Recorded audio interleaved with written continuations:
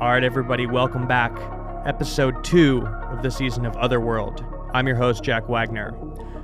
This story comes from a person that I actually know in real life. Last year, I was on a camping trip. We were sitting around a campfire, about as classic as you could get when it comes to hearing a story like this. But we were just kind of telling crazy stories from our life, not even paranormal ones. And one of the people we were with, named Bonnie, started telling stories, some really wild ones. She's lived a very interesting life and has a lot of interesting stories. Most of the wildest ones aren't even paranormal, but of course, she does have some paranormal ones. And I remember sitting there hearing these stories, and I discreetly took out my phone and made a little note in there that said, "Interview Bonnie!" And 1 year later, I finally did. Bonnie is a very successful songwriter. She's written pop songs that all of you have heard before, for people like Katy Perry and Britney Spears. And as a result of that, she's traveled a lot and had a lot of interesting experiences. She stayed at a lot of hotels. I know everybody's probably heard a million stories about something paranormal happening at a hotel. I assure you, today's episode is nothing like you've ever heard before. I'm going to let Bonnie take it from here, but I'm very happy to have her stories on this podcast, and I hope you enjoy. This episode is called An Uninvited Guest, and you're listening to Otherworld. Hello? Is this Bobby? Yes, it is. You still rolling? Yeah, let us know when you're ready. Okay, hey, So feel free to ask some questions. Can you just tell me... Samoa in the Pacific Islands, they're pretty superstitious. this is a story about... It just comes out like that. My name is Bonnie McKee. I'm a singer-songwriter, and I live in Los Angeles, California. I grew up in the Seattle area, and I was in a choir, a community choir called the Seattle Girls Choir.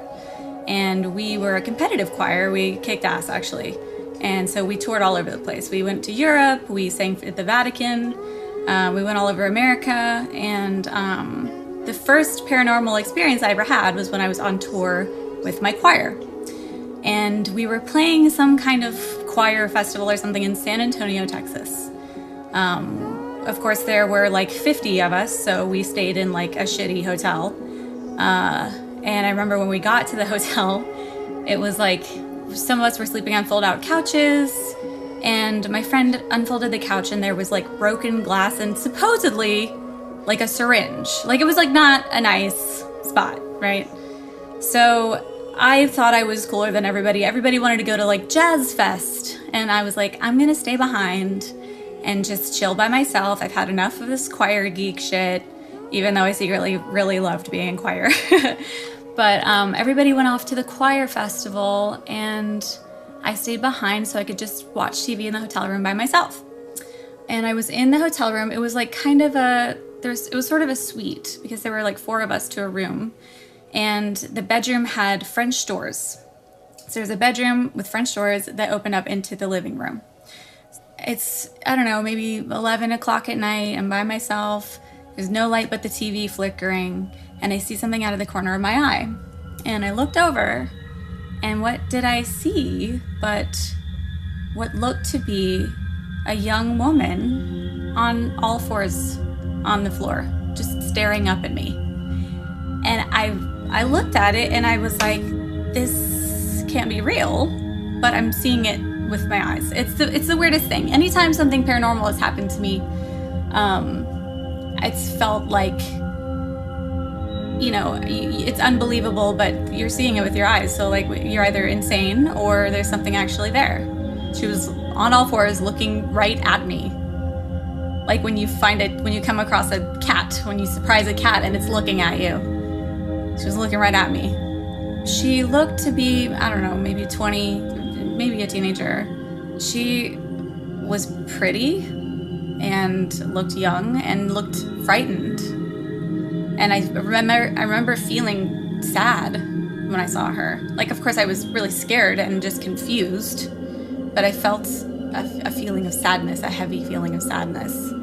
She was sitting right in the doorway, in the French doorway, because they were open into the living room. And so she was there for a few seconds and then she disappeared. And then I was like, holy shit, I gotta get out of here. But like, I have to go right through where she just was. So when I went out of the room, I like jumped over the spot where I had seen her and went screaming down the hallway. There were some chaperones down the hall, and I went screaming down the hall to tell them that I had seen a ghost. And of course, you know, I was like the bad choir girl. Like, nobody ever believed me. I was like always into trouble of some kind. And so they were like, ugh, Bonnie just wants attention, da da da. And they didn't believe me. And so everybody came back. I told my roommates, and they were spooked, of course. But I was the only person that saw it, so I had no way to prove it, you know? So then in the middle of the night, and I don't know if this is related or not, but I'm like really freaked out, obviously. And so I'm like trying to go to sleep because we have a big competition the next day. And I hear a woman's voice. I don't remember exactly what it said, but it was like, caution or something. And it was like, it was the fire alarm going off in the building. The voice was like a weird female voice, and so I was like freaked out because I was like, what the hell is going on? You never expect a fire alarm to go off, you know? And I've never had one that talks. But so we all had to like go out single file outside of the hotel and wait for them to figure out what's going on. So there was not a fire, and the hotel reported that they didn't have any video or anything of anyone pulling the fire alarm. So it was just like a weird thing. I don't know. So years later, when the internet is a more available thing, I'm like, what the hell was that place? And when I look it up, I find out that this place used to be an old whorehouse. And I was like, well, there you go. I'm sure there are many girls that met an unfortunate end in that building. So, you know, usually when I tell my ghost stories, that's not the one I start with, even though that's like the one time that I saw like a ghost, like an actual like, you know, being that I was like, oh shit, that's like a discernible person that I'm looking at. But it wasn't the scariest one is why. It was just, and I also was like, I was young, everyone was telling me I was crazy. And I was like, maybe I imagined it. You know, like I was like, that's just so weird. Like I had never had any experiences like that before. So it's hard to know what's real, you know? But so later on in life, I got into the music industry, and I was in the middle of, or I had just finished recording and helping write the Katy Perry Teenage Dream album and Britney Spears' Femme Fatale. It was like a brutal work time for me. I was working day and night. I was completely working myself to death. And I had just gotten my first check. Like I went from being super broke and having nothing to suddenly having fun money. And so I was like, I'm going to go to a nice resort. I'm going to treat myself. I'm going to go for a nice resort. So I went down to San Diego, and I don't really want to name the place because I don't want to like call them out or anything. And it's this place where you have your own bungalow. There's like special classes every day. Also, I didn't know I had like booked the only week I had free, and it was all women, like middle-aged women. It was like a whole like kind of conference thing for women in their second half of life or whatever, figuring themselves out. Yeah, so I get to this beautiful resort in San Diego, and it's private. There's it's like kind of in the woods in a canyon, and you have to check in with a security guard when you go in and whole thing. And I check in, and it's all very beautiful, and they bring you tea, and they bring you, you know, little healthy snacks. And I was there to really unwind. So every day I would get a treatment. You got a massage every day, no matter what, just like a regular Swedish massage, whatever. And then you could go to yoga classes, you could go to, you know, meditation classes or art therapy, whatever it was. It was a myriad of different well-being classes you could attend and treatments you could do. So one of the things was a lymphatic drainage massage, where they kind of like rub your lymph nodes and whatever. So we each had our own little bungalows, and they were beautiful. It was all kind of like, you know, Eastern style with koi ponds and little bridges, and it was really beautiful and tranquil, and I was so happy to be there. So the treatments happen like the massages and stuff happen in your room. So in my room, you walk in and there's a bed to the right. There's a little kitchen thing to the left with a dining room table. And then there's like a little seating area with a chair, a single chair, and a little table. And so the massage people bring in a massage table, and that's where you get your massage. So I was the last treatment of the night, and it was about 9 o'clock. I had to get up early the next day for a sunrise hike. And I had her come in, and I was just really relaxed and excited to have one more treatment after a lovely day of being at the spa and doing yoga. And she came in and set up the table and put down a little pretty blanket on it and everything. And I laid down and closed my eyes, and she started working on my lymph nodes, like under my ears, like under my jawbone. And it was all fine and good. I mean, sometimes when you get massages, you can have triggers. You can feel emotional. You can feel kind of sick. You can feel sad. Like you can have weird memories come up. That happens to me all the time. I regularly cry during massages. I think it's important to do that because you have a good release. You know, you're holding on to something, and your emotions can make you sick if you don't let them go. You know, so so she came in. She's doing the massage. And I start to feel kind of weird, and I figure, you know, this happens in massages, and I had never had like a lymphatic drainage thing or whatever.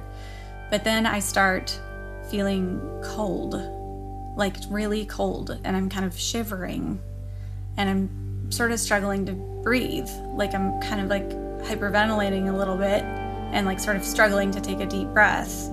And I like open my eyes and I'm looking at her, and she just like kind of gives me a nod, and she's like, it's okay, just like I'm just doing my thing, like it's all fine. And then I feel like I'm sinking, and I feel like I'm kind of pinned to the table, and I'm like, this is not just me feeling kind of emotional, this is weird. And so I open my eyes to try, and I want to like kind of sit up. I'm like feeling like I can't breathe and like kind of stiff and weird, but I can't sit up. And so I start to panic, and I start to cry, but I'm just laying there, and there's tears streaming down the sides of my eyes, and I'm just like looking at her like scared. And then she kind of gives me a look like something sort of shifted in her eyes, and she went from doing lymphatic drainage to just like placing her hands like a couple of inches above my body, above my heart and my gut and everything. And so I guess she was doing Reiki, which I didn't know at the time what that was or why she was doing it. And so I'm like closing my eyes. I'm like, okay, she's gonna help me. I don't know what this is, but whatever. And then I open my eyes, and I see like a swooping shadow like swirling above me, above the table. And I'm just stuck. I can't move. I can't talk. I'm just crying and terrified and cold. And I'm like giving her the eye, like, what the fuck is going on? And she's just kind of ignoring me and just like has her eyes closed and is doing this Reiki stuff over me. So the massage was supposed to be an hour, and she ended up staying for 2 hours because I was struggling so much, and she couldn't exactly leave me paralyzed on the table, so she was just working through it with me. And so after 2 hours, maybe a little more, I finally got my breath back, and the shadow kind of dissipated. But it was a very long time of laying there, seeing this fucking shadow, and then like closing my eyes, trying to ignore it, trying to like tap into the girl and like let her heal me from whatever the hell was happening. And it just wouldn't stop. It just went on and on and on. And I felt like I was dying. I was like, am I dying? Like, what is happening? I was like out of my own body. I was like seeing this swooping shadow. And finally I broke out of it, and I sat up and said, what the fuck was that? And she said, you just have to ignore them. And I said, ignore what? Like, she said, the demons. You just have to ignore the demons. And I was like, what do you mean, the demons? And she said, I forgot to mention, I'm a medium. And she's like, well, I saw you struggling And I was like, did you see the thing? And she was like, I don't pay any attention to it. You can't give it any energy. Don't acknowledge it. And I was like, okay, so you are acknowledging that I'm not crazy and that there was something here, you know? And she's like, you just have to ignore it. Don't give it any more energy. And I was like, great, okay. So I'm hysterical. She's like, okay, bye, good night. And she leaves. I was pissed. That's not what I signed up for. I was paralyzed, laying on that table, unable to move, unable to speak, tears streaming down my face for probably an hour and a half, I'd say. All right, I hate to interrupt, but I just have to say, no matter what you believe about this stuff, because I know we have a wide range of perspectives in the audience, no matter what you believe, she signed up for one thing and was given something completely different. She signed up for a massage, and this person was clearly doing something else to her. If you sign up for a massage that's supposed to be an hour long, and then 2 hours later, you find yourself paralyzed, in tears, and not to mention that there's some kind of swooping black void above you, I think anybody would be very upset. I didn't know too much about Reiki when I recorded this story, but I did meet a Reiki healer in the process of working on a different episode. So I asked them about it, and I told them the basics of what happened, and their jaw hit the floor. So I'm going to let Bonnie take it from here, but I thought that was worth mentioning. After this whole thing happened with the swoopy demon, I was in my room, hysterical. I'm livid, and I'm terrified, and I'm like, and then she's like, good night. And I was like, what the fuck? So I'm just really scared. I call my mom because my mom's into like meditation and woo-woo stuff. And I'm like, Mom, I don't know. Something really weird just happened. And she was like, just get your crystals and send it light. Send it light. And so I'm sitting there like hysterically crying in my room. And this little seating area has a chair that was just facing me. And I felt like it was just sitting there watching me. And I was like, what? I was just terrified. So I'm like trying to send it light. Like I can't see it anymore, but I feel this thing. I feel like I'm being watched, and I feel heavy, and I feel scared. So by this point, it's like midnight, and it's pouring down rain. And I was supposed to get up at 5 a.m. for a sunrise hike, right? So I'm just like, I don't think that's gonna happen anymore. And then I get a knock at the door. It's like midnight. It's pouring down rain. This place in San Diego, it's wooded. There's a whole gate. You have to like come up and check in with security when you come in, and it's private. It's very private. So it's not a thing where people can walk in off the street or anything like that. And I'm like, what the fuck is this? What now? I'm like, maybe the masseuse came back to give me some herbs or something to help me. I don't know. And I open the door, and there's this girl standing in the rain. This young girl, because all the other women there were older. And so I was like, I haven't seen this person here. And she's just soaking wet, standing in the rain outside of my door at midnight, crying. And I'm like, are you okay? Like, what's going on? But then I was like, something's weird with her. She said I didn't know where else to go. I've never seen this girl before. Like, this is the youngest person I've seen in a week, you know? And I said, what do you mean? She's like, I knew that you were the only person that would understand. And the more I look at her, the more I see, like, her eyes are, like, black. Her eyes are, like, super dilated. And I'm like, maybe she's on drugs. Like, this is just very strange timing. And I didn't know. She just stood there and in the rain. And I was like, well, do you want to come inside? Like, which was maybe a mistake, but I didn't know. What was I going to be like? All right, good night. Like, leave someone crying in the rain. So I was like, okay, come inside. I got to go to bed soon, but come inside. I'll make you a cup of tea or something. So she comes in. I make her some tea. I give her a towel. And also, like, I don't know why she was soaking wet. Like, the bungalows are private, but you wouldn't have to walk that far in the rain. Like, she must have been standing out in the rain for a while. And I don't know why she was out there in the middle of the night either. Anyway, so she comes in and she starts rambling. She just launches into this whole rant about how her husband is trying to kill her. and she's sure of it. And she's hired a private investigator. And now she's thinking maybe she needs to hire a hitman because she needs to beat him to it. And I'm just like, what the fuck is this girl talking about? And then in the middle of her ramblings, she gestures to the chair and says, when the devil's sitting right there, you just gotta laugh. And then I was like, this girl knows something or is tapped into something, or maybe this swoopy demon is inhabited her body. I don't know.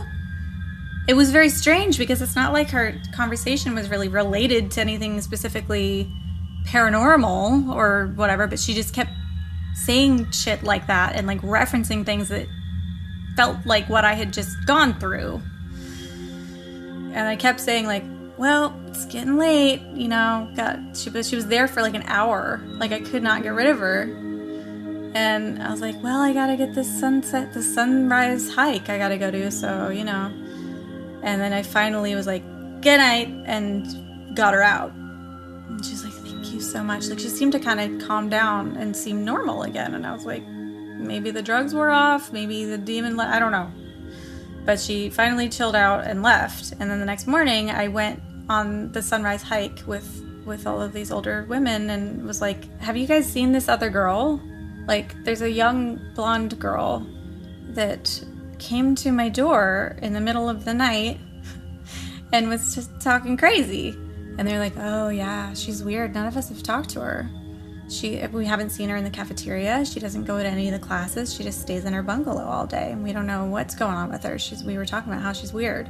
So I'm like telling these ladies about what happened. They're like, you should go back to the masseuse because it's like a staff. And I don't know if they like live on site or whatever. But so I book another appointment with her and I'm like, look, you got to help me. I feel like this is something really weird happened and I feel very uneasy and I feel scared.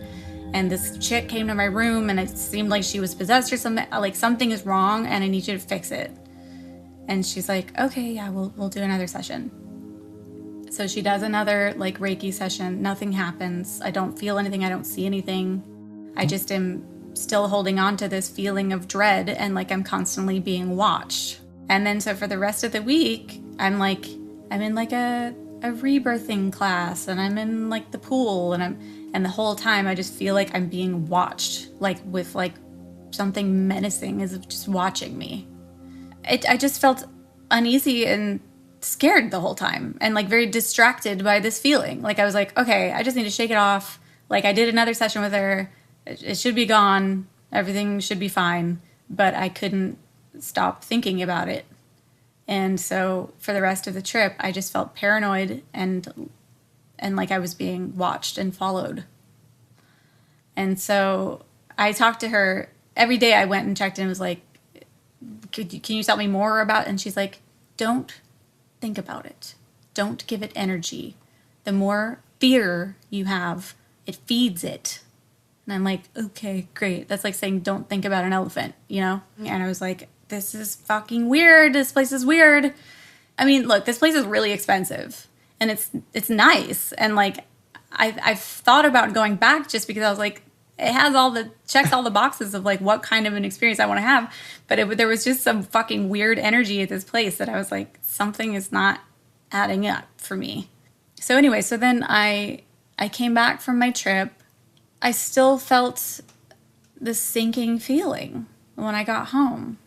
Like I took the train back from San Diego and was like staring out the window, just like, well, I'm glad I'm just going to be home and I don't have to like be around all this weirdness anymore. And then I got home and the feeling didn't go away. And I was like, maybe I'm just like PTSD. Maybe I'm just scared. I mean, it's spooky, you know? It was a scary experience. I was like, am I going to die on this Reiki table? The fuck, you know? And then I went back in. I was working with, you know, Max Martin and whatever. And he was like, how was your vacation? Like, he knew it was like my first like fancy trip I had bought for myself. And I was like, he was like, do you feel relaxed? And I was like, I didn't want to sound ungrateful. And I was like, it's really hard to explain. But it was kind of weird. And I didn't tell him because I was like embarrassed, you know. But so I came home and then like continued to have this weird watching me feeling. Tried to shake it off, like got back into work, so I was distracted, so I wasn't noticing it as much. But at night, I felt that feeling again. I felt that cold feeling, that sinking feeling, and it felt like it was almost like communicating with me, like, because you can, when you're just scared, you just feel scared. But then it felt like there was an awareness, like a consciousness around me, and I felt like it was in the room, and I was too scared to look. And then I like literally was like a little kid, like hiding under the covers. And then I peeked, and then I saw in the doorway shadowy figure, and was just like, go away. And I remember I think I said, go away. And it just like stood there silently. And I was like, okay. And so the next day I called my therapist, or I emailed him, I think. I'm sure I could find the email somewhere. And I was like, what do I do? And he was like, don't engage with it. And that's what everyone kept telling me, don't engage with it. And I was like, well, seems kind of rude. I mean, he's like in my bedroom, like I'm supposed to just like not say anything. And it like, I was hoping to like get rid of it and to, command it to leave or whatever. So I'm like saging my house, whatever. And like, I knew it wasn't my house that was haunted. I knew that I had like picked up a demon in San Diego. Because I had never felt anything in my house. Like my house is like full of light and love, and nothing weird ever happened here. So I know it's not my house.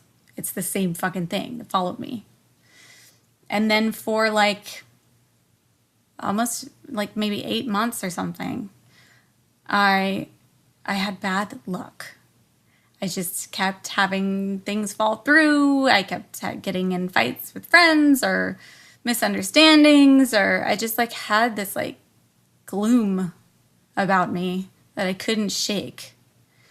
And so I went to like a witch doctor, if you will, that was recommended to me by a friend, and was like, I need help. Because I was in therapy, I was taking my meds, I was doing everything that I knew how to do. I was like praying and crystals and saging, and I just wouldn't stop. And so I went to a spiritual healer person. She was very eccentric, as you would imagine. And I sat down and she was like, tell me what's going on.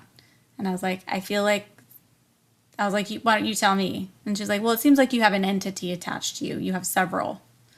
I was like, great, cool. So she laid me down on a table. She covered me in a sheet.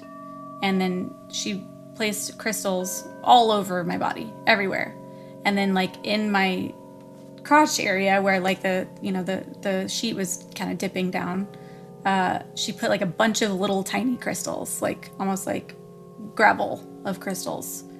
And she put some on my chest and on my forehead, over my eyes.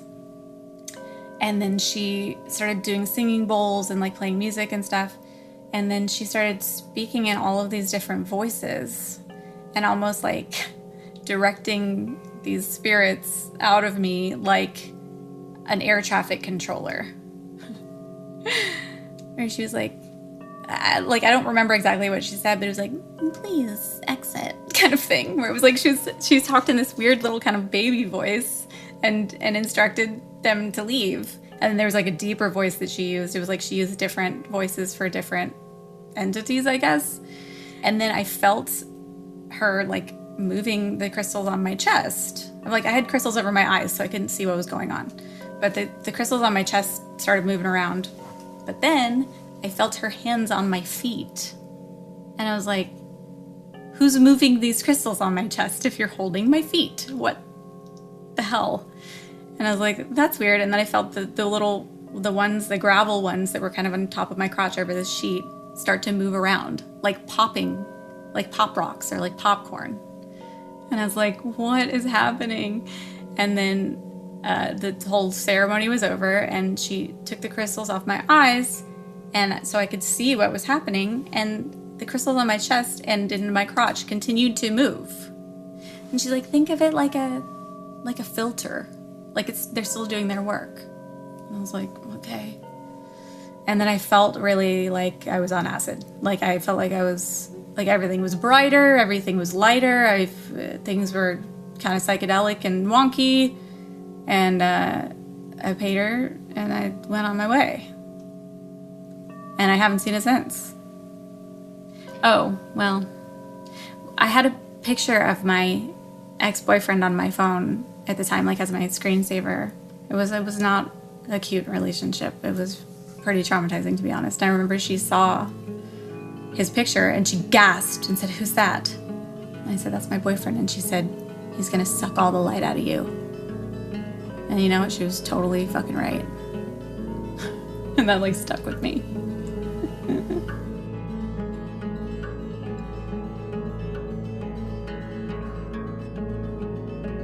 Okay, thank you, Bonnie McKee, for telling us those stories.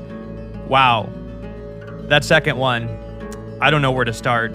I guess I'll start by saying, Bonnie, I think you were being too nice to that resort. You were being way too nice. If it were me, I would be marching down to that lobby very quickly and asking to speak to a manager. I know nobody wants to be doing that in 2022, but, you know, I think if a masseuse brings a demon into your suite and then possibly puts that demon inside of you, I think it's perfectly safe to go down there and at least try to get a refund. Maybe some credit. Although I don't think you would want to go back and stay at that resort ever again. So, thank you so much to Bonnie for coming on this podcast. And with that, it brings us to the end of the second episode of Otherworld. But stay tuned, folks. I have even crazier stories coming up. If you haven't yet, please subscribe to the podcast. Leave us a positive review. It really, really helps. And please tell your friends. It's an independent show, and we could really use your support. So please subscribe, leave a positive review, and tell your friends about Otherworld.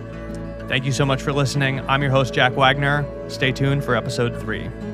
Otherworld is executive produced and hosted by myself, Jack Wagner. Our theme song is by Cobraman.